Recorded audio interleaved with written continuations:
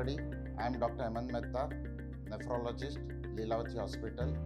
आज हम blood pressure के बारे में बात करेंगे।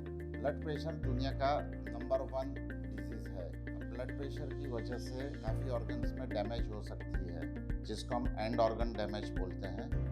उसमें ब्रेन स्ट्रोक हो सकता है, हार्ट अटैक आ सकता है, आँख के अंदर ब्लीडिंग हो सकता है, हाथ पैरों में ब्लड सर्कुलेशन कम हो जाता है, जिसको गैंग्रीन कहते हैं, और किडनी। सो ब्लड प्रेशर अगर किसी भी वजह से हुआ तो किडनी को अफेक्ट कर सकता है। ये ब्लड प्रेशर का दूसरा पहलू ये भी है कि काफ़ी हद तक किडनी की बीमारियां ब्लड प्रेशर पैदा करती है। स्पेशली अगर हाइपरटेंशन 30 से 50 साल की उम्र में हुआ, मतलब जिसको हम यंग हाइपरटेंसिव कहते हैं, तो उनको हो सकता है कि खानदानी ब्लड प्रेशर हुए।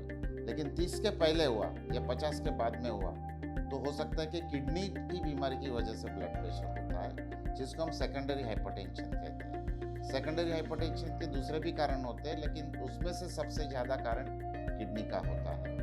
एक बार ब्लड प्रेशर हो गया तो उसको कंट्रोल करना ज़रूरी है, क्योंकि वो फिर किडनी के साथ में एक तरह की गेम खेलते रहता है कि ब्लड प्रेशर बढ़ा तो किडनी पे असर हुआ, किडनी पे असर हुआ तो ब्लड प्रेशर बढ़ा। ये इस तरह का चक्रव्यूह में फंस के आदमी की किडनी डैमेज हो सकती है।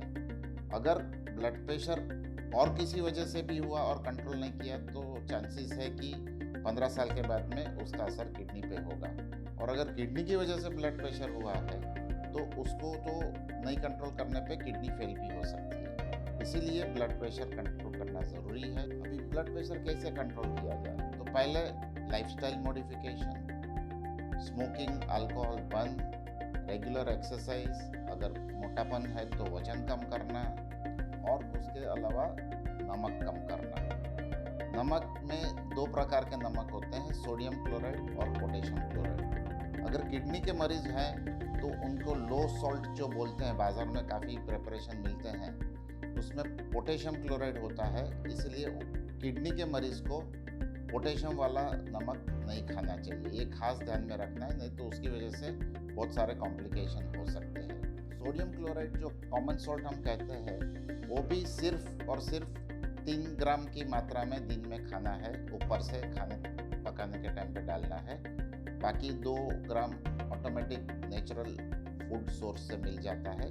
तो इस तरह से 5 ग्राम से ज़्यादा नमक नहीं खाना है। सो इसका मतलब ये होता है कि नमक वाली सभी चीज़ें बंद करनी पड़ेगी, जैसे कि अचार, चटनी, पापड़, बटर, नमकीन चीज़ें, फरसान, जो सब नमकीन होता है, ये सब चीज़ ब्लड प्रेशर का मरीज़ को नहीं खाना चाहिए। अगर पूरे दिन में हम नॉर्मल इंसान भी 1 चम्मच नमक, मतलब 5 ग्राम नमक जो होता है, उसको कम कर देवे खाने में, तो लॉन्ग टर्म में उनको ब्लड प्रेशर होने के चांसेस कम हो जाते हैं।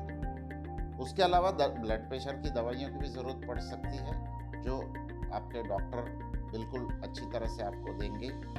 हमें ब्लड प्रेशर 120/80 रखना चाहिए किसी भी उम्र के इंसान के लिए, और अगर उससे ज़्यादा है तो फिर उसको और दवाई का डोज एडजस्ट करके कंट्रोल में करना चाहिए। इस तरह से अगर हम ब्लड प्रेशर को कंट्रोल में रखेंगे तो लॉन्ग टर्म में इंसान को किडनी और बाकी की बीमारियां जैसे हार्ट, ब्रेन वगैरह से बचने में काफ़ी मदद मिल सकती है। धन्यवाद।